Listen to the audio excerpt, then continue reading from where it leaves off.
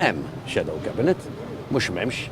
Dak li hemm qed jagħmel xogħlu tajjeb ħafna. 15 wara din id-dikjarazzjoni, Adrian Delija iddeċieda li jażel shadow cabinet ġdid.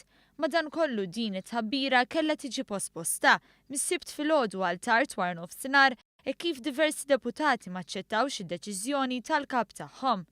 Din l-oppożizzjoni tad-deputati nazzjonalisti waslet għal sigħat sħaħ ta' negozjati jaħarqu bejn Delija u d-deputati tiegħu illi fi kliemuhom ma ridux jaċċettaw il-loqom. Delija kien imġiel li jibdel il-pjan oriġinali tiegħu għax ma ħafna mid-deputati baqa' ma wasalx fosthom mal-ex viċi kap nazzjonalista Beppe Fenekadami. Għal darb'oħra kien One News li żvela dak li kien qed jinħema tard il-ġimgħa fil-għaxija fid-Dar Ċentrali meta Delija kien qed isejjaħ lid-deputati biex ibiddel ix-shadow cabinet tiegħu. Eventwalment ftit minuti wara li ħarġet din l-aħbar segwew konfermi f'ġurnali online oħra. Iżda l-ġimgħa fil-għaxija Delija spiċċa ma laqx. Matul il-jum tas-sibt Delija reġa' għatta sigħat sħaħ ta' negozjati sabiex iwarrab lil dawk li xi darba jew oħra opponewh. Huwa saħansitra ordna li jitla rapport fuq Net News bl-aħbar tax-shadow cabinet il-ġdid. Din kienet deskritta bħala manuvra ta' pressjoni fuq id-deputati illi kienu għadhom ma qablux mal-kap.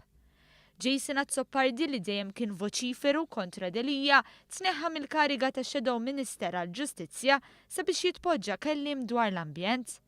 Minkejja li Tony Bezzina kien instab ħati li qabbad ħaddiema tal-Gvern jagħmlu xogħlijiet fuq gażin tal-Partit Nazzjonalista fiż-Żurrieq, Delija taħ il-kariga ta' Shadow Minister għall-Infrastruttura.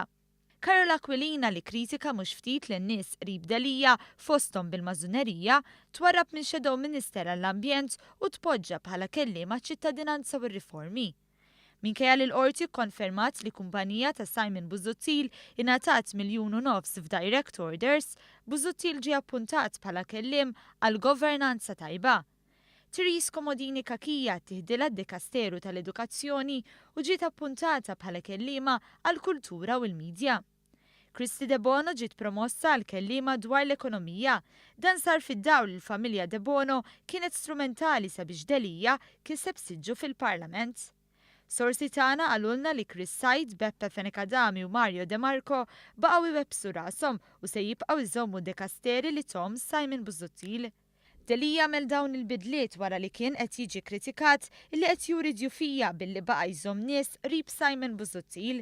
Minkejja li ħa azzjoni kollox jindika li r-riżultat aħħari ma kienx dak illi xtaqu.